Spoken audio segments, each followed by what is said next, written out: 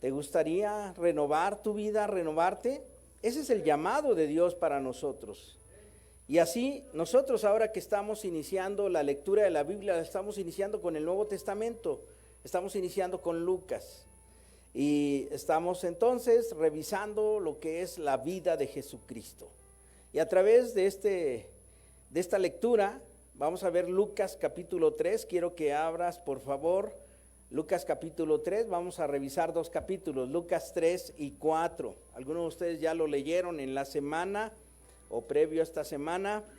Y si no lo has leído, sin embargo, vas a tener esta información. Y la pregunta, el tema, título de esta predicación, escalones para un nuevo comienzo. Si quieres escribirle ahí en tus notas cómo se llama esta predicación, escalones para un nuevo comienzo. Queremos nuevos comienzos.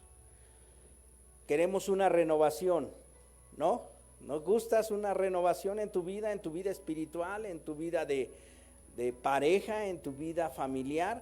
Bueno, la renovación empieza con uno es que va a empezar. Y en el capítulo 3 nos habla del primer escalón, porque vamos a verlo como una escalera. Y el primer escalón que nos marca en los evangelios de Lucas y prácticamente en todos los evangelios. ¿Cuántos evangelios son que hablan de la vida de Jesús? 4 evangelios.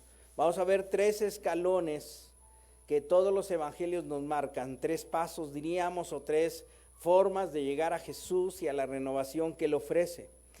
Vamos a orar. ¿Les parece bien que inclinamos nuestro rostro, Padre?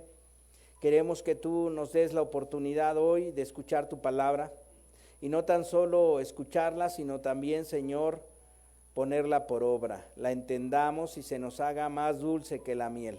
Danos esta oportunidad de que este momento sea especial. Quita de nosotros cualquier otra distracción. En el poder de tu Espíritu echamos fuera cualquier otro pensamiento que esté atentando contra la verdad de tu palabra. Padre, esta palabra sea una espada de doble filo que penetre hasta partir la coyuntura y los tuétanos de nuestro interior. Te lo suplicamos en Cristo Jesús. Amén. Nos habla en el capítulo 3 de Juan el Bautista. Y Juan el Bautista nos habla del arrepentimiento, que es el primer escalón. Juan capítulo 3, versículo 3 dice: Él fue por toda la región contigua al Jordán, predicando el bautismo del arrepentimiento para perdón de pecados. ¿Qué es el arrepentimiento? Es el deseo de un cambio. Por eso el salmista, lo que leímos en el capítulo 51, versículo 10, crea en mí, oh Dios, un corazón limpio y renueva un espíritu recto dentro de mí. Esto es el arrepentimiento y es lo que debe de pasar en cualquiera persona que quiere una renovación. Todo Juan el Bautista está denunciando una inconformidad contra el sistema religioso. Juan el Bautista era hijo de Zacarías, era un sacerdote. Y Juan el Bautista debió de haber estado dentro de la casta sacerdotal sirviendo en Jerusalén. Pero él no está ahí. ¿En dónde está? ¿Dónde lo vemos? En el desierto. Está en contra. Se ve que hay una oposición total al sistema religioso. Y en nosotros también debe de haber una oposición total a cualquier sistema religioso. Dios no quiere religiosos. A Dios no le interesa tu religiosidad, le interesa tu alma, tu corazón, la presencia viva de un Dios vivo. Eso es lo que le interesa a Dios. Y Juan el Bautista, su forma de ser, su forma de actuar, solo con el poder de su espíritu, porque nadie más le dijo, con las escrituras que tuvo que estudiar y en la meditación, empezó a refugiarse en la verdad de Dios y se dio cuenta que no era a través de la religiosidad que le ofrecía Jerusalén. Y lo vemos vestido, diríamos, como todo un hippie, porque ¿cómo se vestía? Dice, con piel, y además que comía langostas y miel, o sea, totalmente alejado del mundo. Y él hubiera pasado como un loco. diríamos como las personas que luego vemos, no sé si te ha tocado ver, personas que ya son dejadas de la sociedad, alejadas, a veces hasta se están vistiendo y se agarran sus camisas o lo que traen puesto con lazos y están totalmente alejados del mundo. Ellos parecerían locos, algunos de ellos sí están locos, ¿verdad? En el caso de Juan parecería un loco, pero en realidad era muy razonable cuando ya lo escuchabas a Juan y la gente empezaba a escuchar en él no una locura, escuchaba en él un razonamiento de la importancia de cambiar el rumbo. Era un llamado al arrepentimiento y la gente le hacía caso, o sea, algo había en él que le hacía consistente con un mensaje de Dios que mucho tiempo no se había oído. ¿Cuánto tiempo pasó entre el último libro que tienes en el Antiguo Testamento, Malaquías, a Mateo, Marcos, Lucas, Juan? ¿Cuánto tiempo pasó? Aproximadamente 400 años. No se había escuchado la voz de Dios, la voz de un profeta, y ahora lo estaban escuchando a Juan. Como yo espero ahora escuches la voz de la profecía que Dios te está diciendo, arrepiéntete.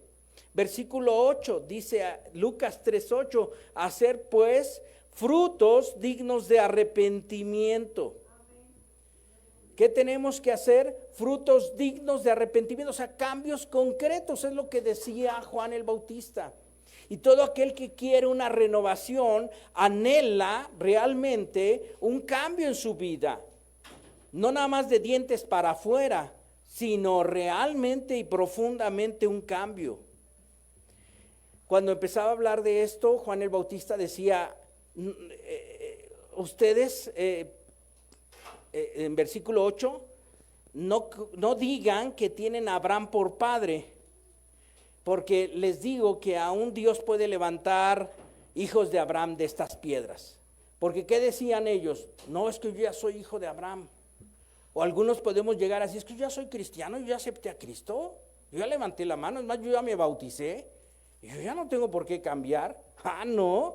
De hecho, el llamado de Jesucristo es estar en un continuo cambio, en una renovación continua, porque en Cristo no nos queda otra más que renovaos a través de la renovación del entendimiento para que comprobemos cuál es la buena voluntad de Dios, agradable y perfecta.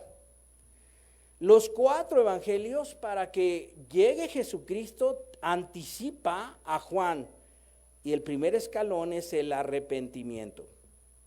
Segunda de Corintios 5:17, por tanto, si alguno está en Cristo, nueva creación es. Lo viejo ha pasado y ha llegado lo nuevo.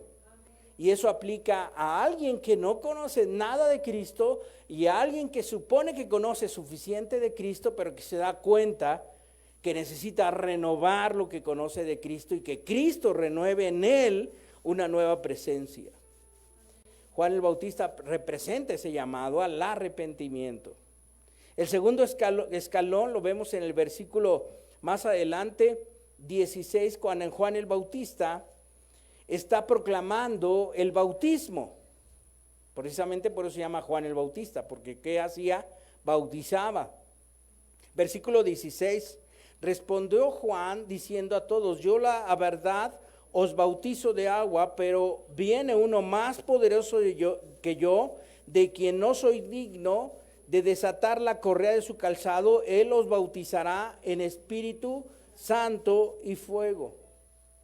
Él estaba llamando al bautizo literal, un bautizo donde tú te sumerges en las aguas, en el caso eran las aguas del Jordán. A lo mejor no te hubiera gustado mucho porque ahí no calentaban el agua cuando se bautizaban y era realmente fría, y aquí se me hace que ya vamos a dejar fría el agua para que se bauticen de a de veras y salgan como de hielo, ¿verdad? Pero lo importante no es que tan fría el agua, sino el símbolo que les estaba marcando de lo que venía con Cristo, y lo que viene con Cristo es el símbolo de mi propia muerte en Cristo. Cuando llega el arrepentimiento, debes tener claro que yo soy pecador y que yo merezco el infierno por cuanto todos pecamos, todos estamos destituidos de Dios. No tenemos derecho a Dios. Eso es lo que significa estamos destituidos. Nadie tiene el derecho a Dios. pero por su misericordia y por su gracia Él nos acerca a Él. Pero para hacerlo, Jesucristo tuvo que pagar el precio por nosotros. ¿Y cuánto pagó? Su propia vida. Su propia vida. Y cuando llegó Jesús, Juan el Bautista decía, pero es que no, tú bautízame a mí. Y Jesús le dice, no es necesario que se cumpla toda justicia, yo me debo bautizar. ¿Por qué se tenía que bautizar Jesús si no era un pecador, si no había pecado? ¿Por qué se tenía que bautizar? Porque nos representaba, era lo justo, porque yo soy el representante de todos ellos. Y yo, Jesús, al momento en que me bautizo, el bautismo lo que significa es, me sepulto, por eso buscamos sepultar en agua a la gente que bautizamos, y le explico muy bien, usted no se ponga resistencia, no vaya a poner las manos, usted debe de entender que va a ser sepultado en las aguas, porque significa su muerte, porque es lo que la paga del pecado, es la muerte, pero después lo saco hacia arriba, porque significa la resurrección en Cristo.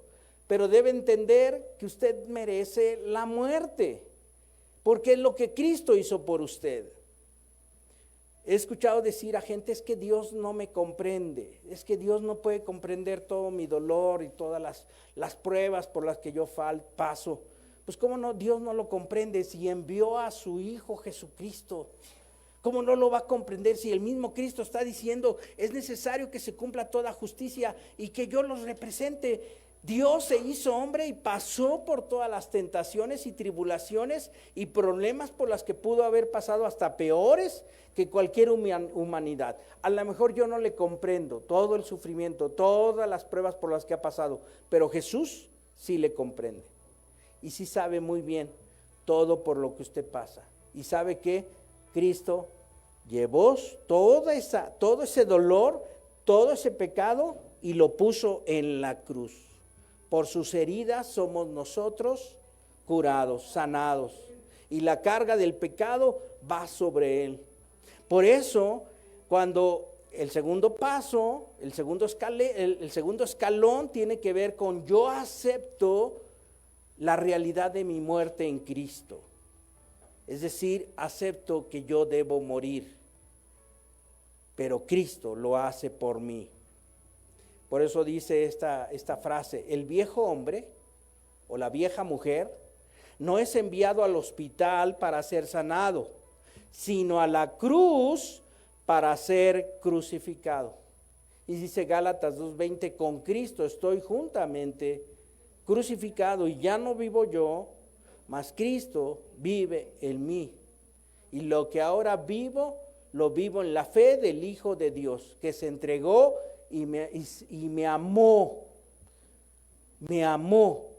para que yo viva en Él. Entonces, el segundo escalón para una renovación es entender que no van a ser en mis fuerzas los cambios. Yo no puedo hacer los cambios, pero Cristo sí lo puede hacer. Y lo que yo no puedo hacer, Cristo sí lo va a hacer en mí. Señor, yo esto que me estás pidiendo, leer diario la Biblia, ir cada domingo a congregarme, no, yo esto no lo puedo hacer. Efectivamente, tú no lo vas a hacer. ¿Quién lo va a hacer en ti? Jesucristo, el Espíritu Santo que obra en ti. Ya no vivo yo, mas Cristo. Pero Señor, yo no quiero hacerlo. Pero Señor, pon en mí un corazón nuevo y renueva un espíritu recto dentro de mí. ¿Y qué hace el Señor? ¿Qué hace el Señor? ¿Lo hace el Señor? ¿No o no? Yo supongo que tú vienes aquí porque ya has pasado por ese proceso y ha habido muchas cosas en las que tú has dicho, esto yo no lo puedo hacer, pero ¿qué tal? En Cristo sí lo puedes hacer o no lo puedes hacer. En Cristo sí lo puedes hacer. Romanos capítulo 6, versículo 3 dice, ¿o no saben que todos los que hemos sido bautizados en Cristo Jesús, hemos sido bautizados en su muerte? Porque somos sepultados juntamente con Él para muerte por el bautismo, a fin de que como Cristo resucitó de los muertos, para la gloria del Padre, así también nosotros andemos en vida nueva. ¿Cada cuándo debemos de andar en vida nueva? Diario una vida nueva. ¿Lo puedo hacer? Sí lo puedo hacer. Yo no, con Cristo sí. Con Cristo sí puedo hacerlo. Señor, en esta semana tengo estos problemas y tengo estas presiones y mis pensamientos han estado con estas ataduras. Yo creo que yo no lo puedo hacer, pero en tu nombre me levanto y veo tu obra en mí. ¿Y qué hace el Señor? Lo puede hacer. Algunos de ustedes no tenían el hábito de la lectura, ¿verdad? Supongo. Bueno, y menos de la lectura de la Biblia. Y menos en estos tiempos en que ya no se lee. Si te fijas, ya todo es por YouTube, ¿no? O por visual. Pero Dios puede poner el deseo de abrir la palabra y de veras ahora sí, esa Biblia que tienes arrumbada, porque a lo mejor ya todo es digital, pero igual agarrarla y empezar a seleccionar los textos con rojo. Y te das cuenta qué bonito se ve una Biblia con rojo seleccionado, los textos que más me han llegado. Así, yo con rojo, porque es pura sangre, así. Pero bueno, algunos con verde, otros con negro, ¿no? Pero a través de la Biblia agarrarla y masticarla y hacer lo que tú no podrías hacer, pero que en Cristo sí lo puedes hacer y puede darte un gusto enorme. Y aún a aquellos les puse al final del año todavía más evolución a su dificultad, porque les dije, agarra un cuaderno, ¿se acuerdan? Ahí trae su diario usted, agarra su cuaderno y usted escribe qué le dice Dios a través de lo que leyó y qué le contesta. ¿Qué me dice Dios? A ver, de este capítulo, estos versículos hablan de manera especial. Así es que yo escribo, ¿qué me estás diciendo Dios?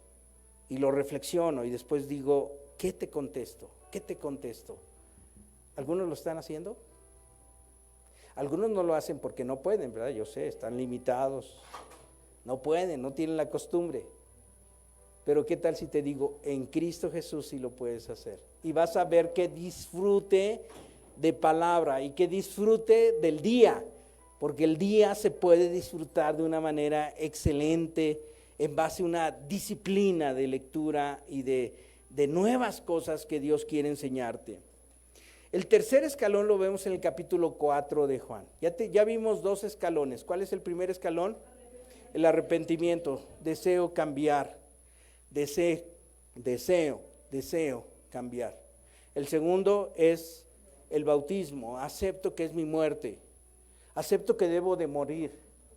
Y acepto que en este año debo de morir a algunas cosas que ya he dejado vivas por demasiado tiempo. ¿No crees? Hay cosas que he dejado vivir, que no debo de dejar vivir en mi vida y que ya Cristo pagó con precio y que yo no tengo por qué seguirlas manteniendo en mi vida. Tú sabes qué cosas, pero hay cosas que ya, Señor, seguimos. Todo aquel que quiera venir a mí, niéguese, pierda su vida, porque entonces la ganará. Necesito perder parte de mi vida para ganar lo que es mejor para mí y aún para los míos. El tercer escalón lo vemos a Jesús, versículo 1, lleno del Espíritu Santo, volvió del Jordán y fue llevado por el Espíritu ¿a dónde? Al desierto. Tercer escalón, aprender a resistir la tentación. Fundamental en un cristiano, resistir la tentación. ¿Hoy fuiste tentado? ¿Fuiste tentado a no venir? Yo creo que sí. Y más con el frito, ¿verdad? Y más con las cobijas esas que estás en la mañana bien recogido y ¡ay, yo no me quiero levantar! Como que la vi bien, ¿cómo puso Dios esto? Seguramente Dios mandó estas nubes tan frías para que yo me quedara acostado. Así que la tentación te susurraba, ¿verdad? Sí, tú eres mi hijo amado y yo te amo mucho, así es que quédate acostadito. Y te susurraba. Bueno, el Señor Jesucristo fue tentado también como nosotros. Dice ahí que el Espíritu lo llevó al desierto, versículo 42, capítulo 4, versículo 2, por 40 días, y era tentado por el diablo, y no comió nada en aquellos días, pasados los cuales tuvo hambre. El diablo. Así como Adán y Eva fueron tentados, pero ellos perdieron, ahora el nuevo Adán, Cristo, es tentado y gana. A ver, te dije que Cristo es nuestro representante. Y Cristo ganó la tentación, ganó a Satanás. Y si es nuestro representante, nos da el privilegio de ganar contra la tentación. Porque Cristo nos representa y porque en Cristo yo estoy juntamente crucificado. Así es que si Él ganó, yo también tengo el privilegio de poder ganar. En ambos casos, Adán y Eva, ya en la lejanía del horizonte inicial de la humanidad, tienen ahí dentro de la tentación, está esgrimiendo la tentación un ser, una persona, es una persona. Satanás es una persona. ¿Por qué? Porque tiene voluntad, tiene emociones y tiene intelecto. No tiene cuerpo físico, pero sí es un ser angelical caído, y sí es un ser. Y tú no le vas a ganar solo. ¿A quién necesitas? A Cristo, al campeón de nuestras almas. Con Él sí podemos vencerlo. Pero Satanás es real. Vive en las esferas celestiales no visibles. Vive, es poderoso. Tiene huestes espirituales de maldad. No es uno, son huestes. Son seres angelicales demoníacos que están luchando en contra de los propósitos de Dios que se cumplan en nuestras vidas. Satanás está buscando dañar los buenos planes que tiene Dios para ti, y en algunos casos lo ha conseguido, lamentablemente. En algunos casos lo ha hecho. En algunos periodos de tu vida quizás lo ha hecho. En vez de vivir la vida abundante, vivimos una vida desgraciada. ¿Por qué? Porque no hemos recurrido al Cristo, al campeón de nuestras vidas y a su palabra. Satanás ha sido homicida desde el principio y no ha permanecido en la verdad. Lo define Jesús en Juan 8:44.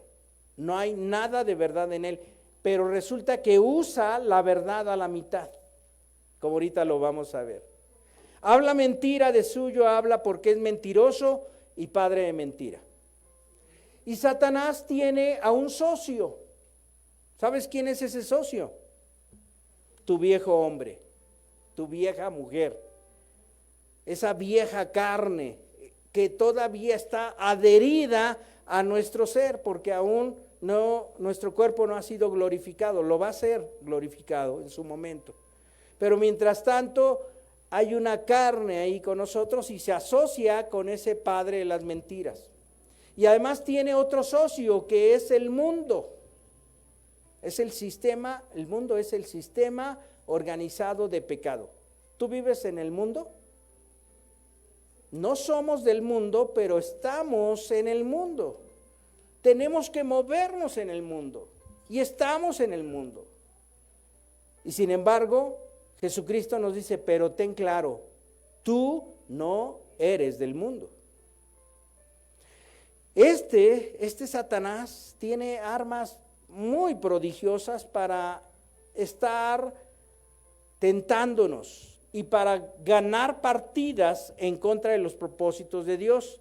A eso se le llama la tentación. Algo importante que tienes que tener claro es que Satanás no tiene el poder para mover tu voluntad sin que tú lo decidas.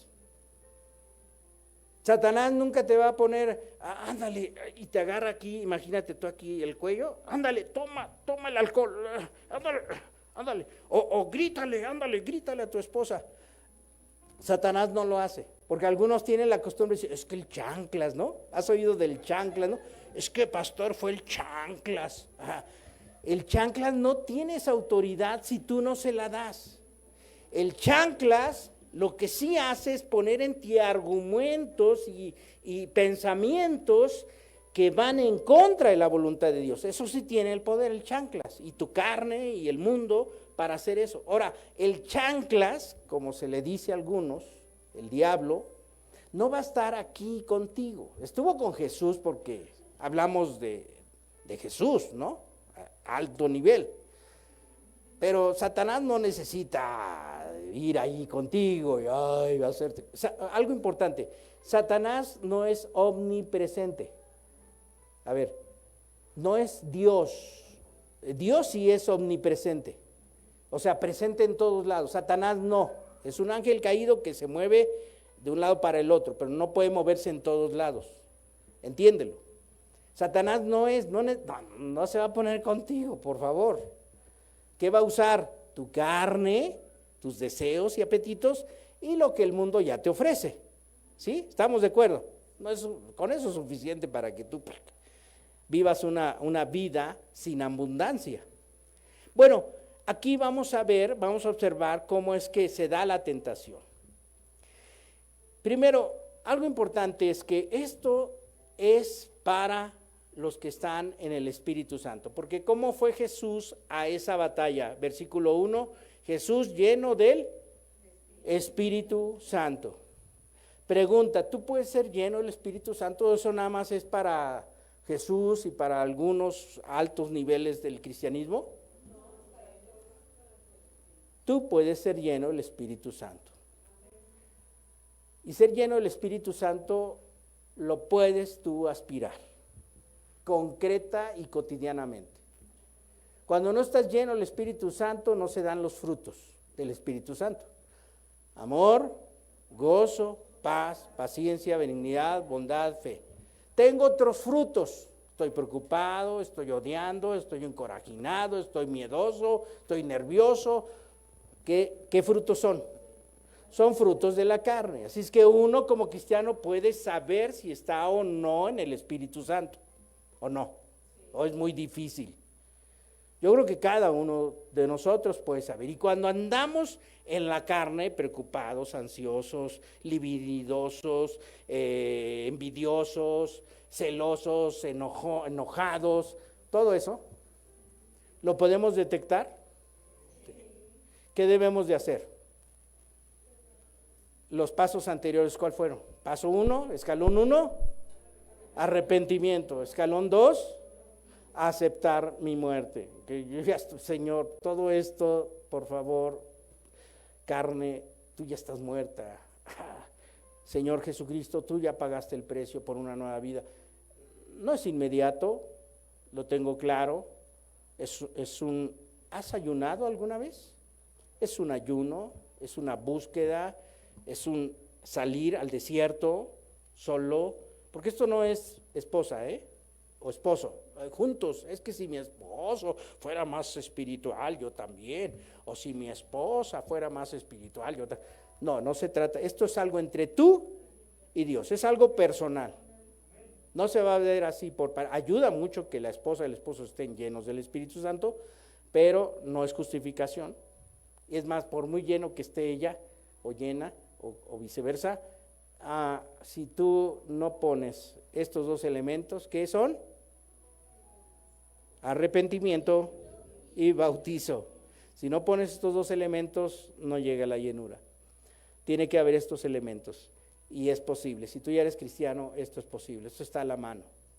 Entonces, primero, lleno del Espíritu Santo. El Espíritu Santo entonces te va a permitir enfrentar la tentación. Ahora, Cristo fue tentado porque el Padre tenía grandes proyectos para él. ¿Cuáles son esos grandes proyectos que tenía el Padre para Jesús? Ser el Salvador de nuestras almas, rescatarnos del poder del maligno. Y tú vas a ser tentado porque Dios tiene en Cristo grandes proyectos para ti. Tiene grandes proyectos para ti. Y Satanás no quiere que se cumplan esos grandes proyectos. ¿Sí entendiste? ¿Por qué va a tentar Satanás? Bueno, a través de sus mecánicas. ¿Por qué lo va a hacer? Porque Jesús en su amor tiene para ti grandes proyectos.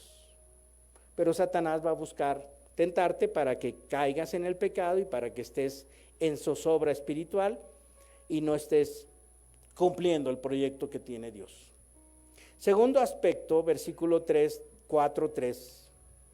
Entonces el diablo le dijo: si eres hijo de Dios, di a esta piedra que se convierta en pan. Segundo aspecto, Satanás usa nuestras necesidades no satisfechas,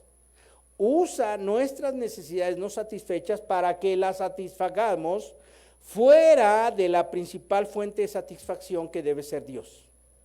¿Me entendiste? A ver, lo alcanza, si quieres ponlo completo en la pantalla, por favor, Madaín. A ver, vamos a leerlo. Satanás usa nuestras necesidades no satisfechas para que las satisfagamos fuera de la principal fuente de satisfacción que debe ser Dios. Se basa en necesidades, ¿eh? Si Jesús hubiera estado satisfecho siendo alimentado, ¿Satanás lo iba a tentar con eso? Pues no. Satanás usa las necesidades no satisfechas. Si tú tienes una necesidad imperiosa ser amado y no lo sientes que eres amado por tu esposa, esposo o por alguien a tu alrededor, ¿cómo va a buscar Satanás que satisfagas esa necesidad? De manera ilegítima, ¿sí? De manera que ilegítima. Y vas a estar dale y dale, si tu esposo sientes que no te ama, ay, pero ¿por qué no me ama? Y ya está viendo a otra y que quién sabe qué. O viceversa, ¿no? Es que mi esposa es bien fría y ay, guácala, y me hayas así, guácala, y ahora voy. Y Satanás va a utilizar eso. Entiéndelo, funcionan las necesidades no satisfechas. Pero al final, ¿qué dice el Señor Jesucristo? Versículo 4, no solo de pan vivirá el hombre, sino de toda palabra de Dios. ¿Qué es lo que va a experimentar el cristiano? Que Dios puede darme la satisfacción que yo necesito. Y en su momento me dará la satisfacción del apetito que estaba ahí, pero en buen término, en buena manera, no de manera desviada, porque si tú lo haces desviadamente y Jesús hubiera convertido esa piedra en pan, hubiera tenido caso que después los ángeles le sirvieran a Jesús sus banquetes que le tenía preparado. Pues ya no, porque ya Jesús lo hizo fuera de la voluntad de Dios. Y así es contigo, si tú decides satisfacer necesidades insatisfechas de manera desviada, entonces Jesús, Dios, ya no se te va a satisfacer de la manera correcta. Y seguramente algunas partes de tus vicios y adicciones que tienes tiene que ver con esa mala manera de satisfacer necesidades en tu vida. Y lo has hecho de manera incorrecta. ¿Podemos remediar el asunto? Sí, ¿cómo? Señor, dame hambre de ti. ¿Cuál es la solución? Señor, dame hambre. Quiero saber lo que es satisfacerme de ti. Dame hambre. ¿Tú le podrías pedir a Dios, Señor, dame hambre de ti? Yo creo que sí. Y el Señor lo hace, ¿eh? Pone hambre de Él. Señor, no tengo ganas de leer la Biblia. La verdad es que ya me cansó. Pero Señor, ¿podrías poner hambre por ti?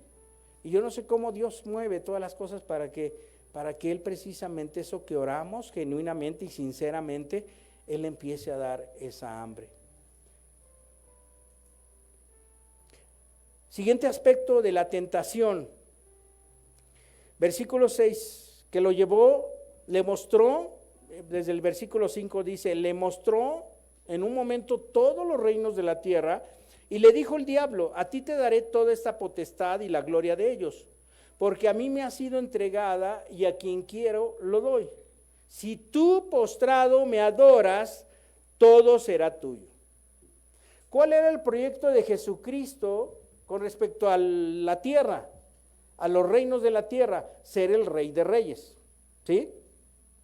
Ese era el proyecto de Jesucristo, darle el gobierno sobre las naciones. Y Satanás le dice, te los doy, tú los ganas. Pero nada más necesitas adorarme. Porque ciertamente los reinos de este mundo son de Satanás. ¿Quién se los entregó? ¿Quién le entregó la autoridad de este mundo a Satanás? La humanidad. La humanidad se lo entregó. No fue Dios, ¿eh? La humanidad, al momento en que cae en pecado, al momento en que tú caes en pecado, le entregas autoridad a Satanás sobre tu vida. Y ya dijimos que Satanás, ¿qué es? Homicida. ¿Qué es lo que buscará Satanás? Llevarte en un camino de muerte. ¿Llevarte en un camino de qué? ¿Has experimentado esos caminos de muerte? Yo creo que sí, ¿no? ¿O no? Yo digo, estás aquí por algo. Entonces, Jesucristo tenía el proyecto de ganar el gobierno de este mundo, porque Él es Rey de Reyes y Señor de Señores, ¿no? Pero le dice Satanás, hazlo fácilmente, nada más adórame. Satanás, y este es el siguiente aspecto de la tentación, usa los proyectos que Dios encomienda a Cristo con la propuesta de cumplirlo fácilmente si lo adora a Él. Ahora lo voy a convertir en tuyo. Satanás usa los proyectos que tiene para contigo y te lo dice, esto lo vas a cumplir, pero te propongo la manera fácil de cumplir tus proyectos. ¿La manera qué? Fácil de cumplir tus proyectos.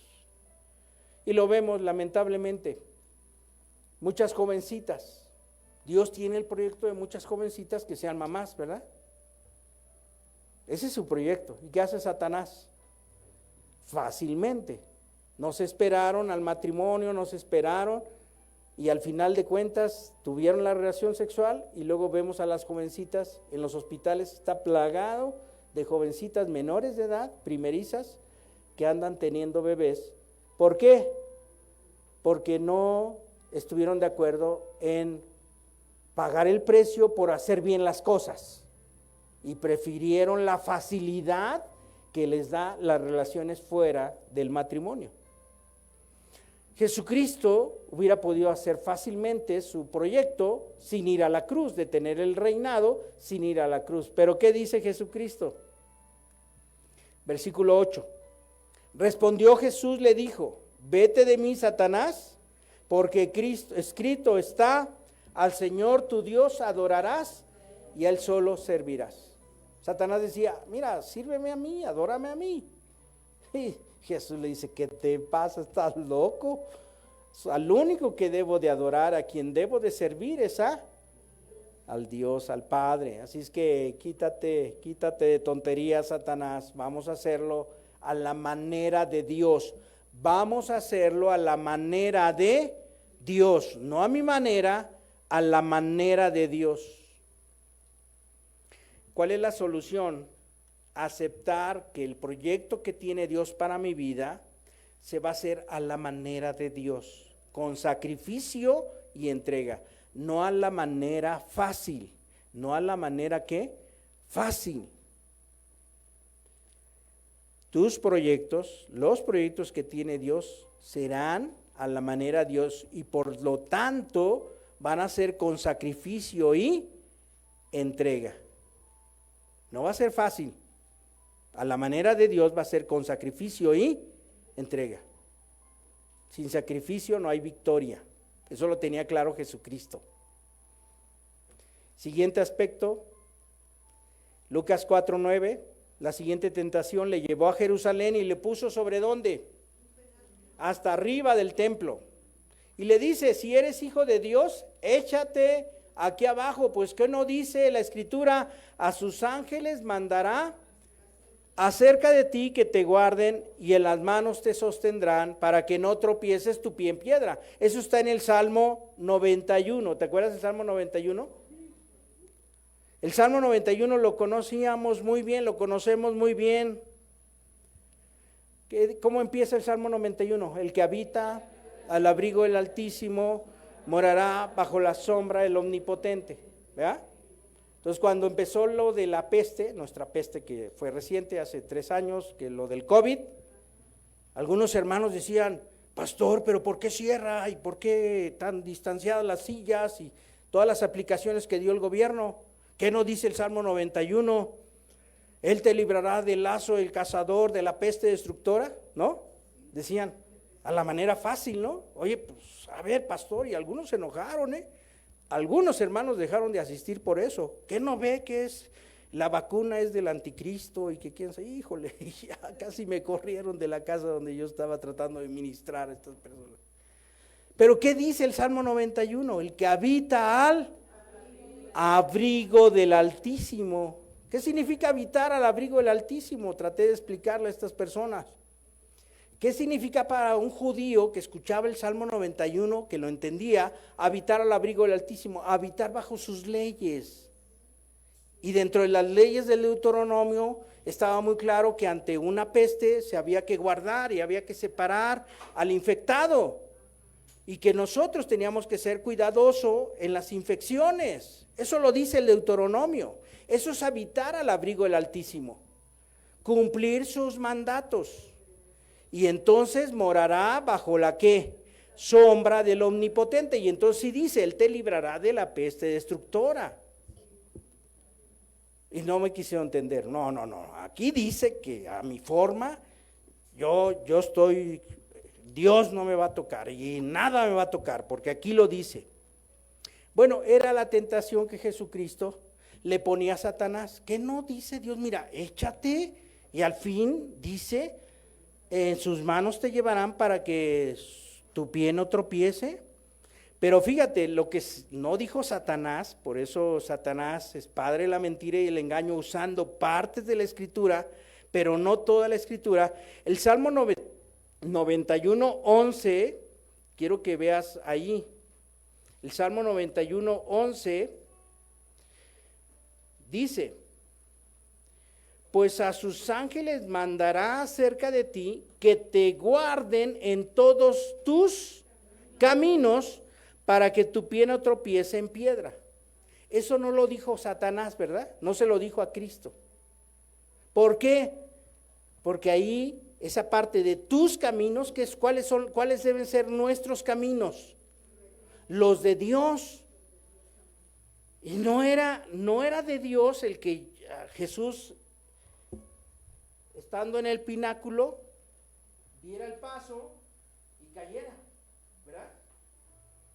No era, porque eso es, y le contesta Jesús. ¿Qué le contestó Jesús? Versículo 12, 4:12, Lucas 4:12. Respondió Jesús, le dijo, dicho está, no tentarás al Señor tu Dios. No tentarás al Señor tu Dios. Porque mira, algo importante, dura cosa es caer en manos del Dios vivo. Cuando nosotros hablamos de ser cristianos decimos, pero en su gracia me perdona, ¿no? Yo puedo pecar y puedo salirme y hacer las cosas a mi manera, al fin que Dios me perdona. ¿Qué estás haciendo? Estás tentando a Dios. Y dura cosa es caer en manos del Dios vivo. Eso sí lo dice muy claramente la Escritura. Así es que ten claro, si Dios en su gracia te ha movido para andar en sus caminos y te ha movido para que tú resistas la tentación y para que tú ganes y obtengas la victoria que Cristo ya conquistó por ti, pero estando en sus caminos. Así que tenemos estos tres aspectos. Primero, arrepentimiento. Segundo, bautismo. Y tercero, resistir. 3 escalones, resistir la tentación. ¿Es posible? Claro que sí. Claro que sí. Llenos del Espíritu Santo y en la presencia del Señor Jesucristo, yo lo puedo hacer. Se pueden dar los cambios en mi vida.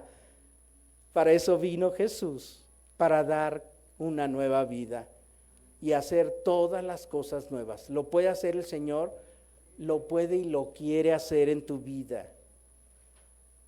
¿Qué necesita de ti? En totalidad a ti rindo alma y corazón.